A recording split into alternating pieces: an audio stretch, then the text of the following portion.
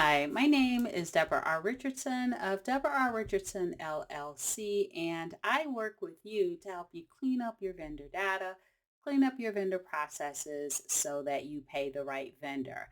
Now, this week's Vendor Master File tip of the week is the IRS video for vendors, how to complete the Form W-9.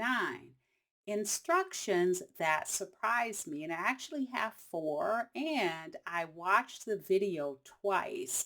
And the reason that I did that is I had a W-9 training today on the new draft version or the new version of the W-9 that is still in draft status. But the revision date is October 2023. And was training on that, and someone asked, should we really be giving instruction to the vendor on how to fill out the W-9?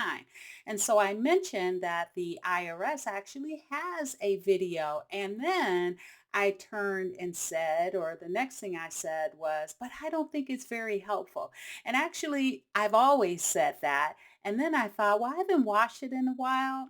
Maybe it is kind of helpful. So I did go back and watch it, and I do think it is helpful for the vendors. I think it explains it a little bit better than the instructions on the W-9 that they won't read.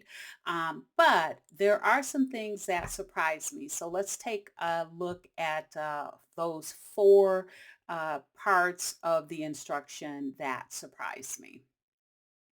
All right. So the first one is, and I will actually say that this surprised me when I first heard about it, probably about 3, 4 years ago. It was definitely after I had been a practitioner, right, accepting the W-9 as part of the vendor team.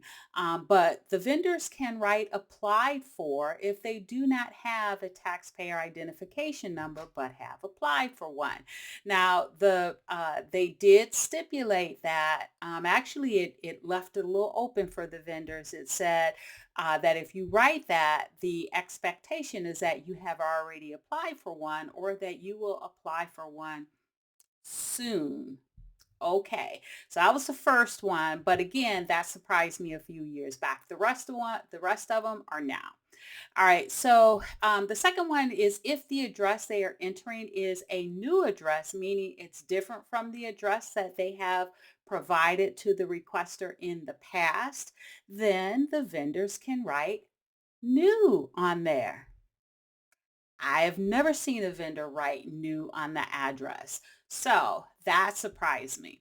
And maybe you have, but I know I haven't. The next one or the third one is that the video instruction tells them that they only have to sign the W-9 if they've been notified that the legal name and tax ID combination that they provided previously to the requester was not valid. Now, I wish they had not said that. I also wish they would have clarified what type of signature is required, electronic or digital versus handwritten, right? And so there are tax professionals out there that are debating that very thing. However, I won't get into it here. But just know that if you have a vendor self-registration portal that has an interactive W-9, the IRS will accept the storage of that and the signature that is obtained within that portal. So we'll stop it at that. All right. The last thing that surprised me was the IRS actually told the vendors, and it's good. It's good information, right? It's a great tip, is that they should send their W-9 to the requester via encrypted email. And I don't tell them how to do it. And I get that because it could be different depending on the email provider they're using, their system.